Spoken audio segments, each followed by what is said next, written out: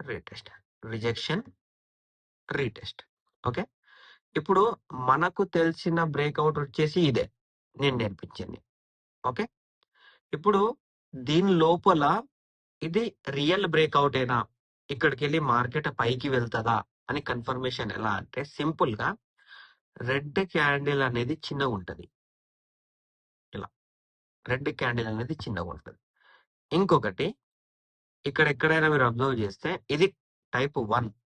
ఇక్కడ ఎలా ఉంటది అంటే రెడ్ క్యాండిల్ చిన్నగా ఉండి గ్రీన్ క్యాండిల్ దీని లెవెల్ బ్రేక్ చేసి క్లోజ్ చేస్తే ఇమీడియట్ గా ఇక్కడ మనకు ఎంట్రీ ఇక్కడ అవుతుంది, స్టాప్ లాస్ ఈ క్యాండిల్ అవుతుంది, టార్గెట్ అనేవి nearest previous indirect breakout level or direct break down level, ఈ రెండు వచ్చేసి మనకు యాజ్ ఎ టార్గెట్ లాగా పనిచేస్తాయి. నేను చూపిస్తాను.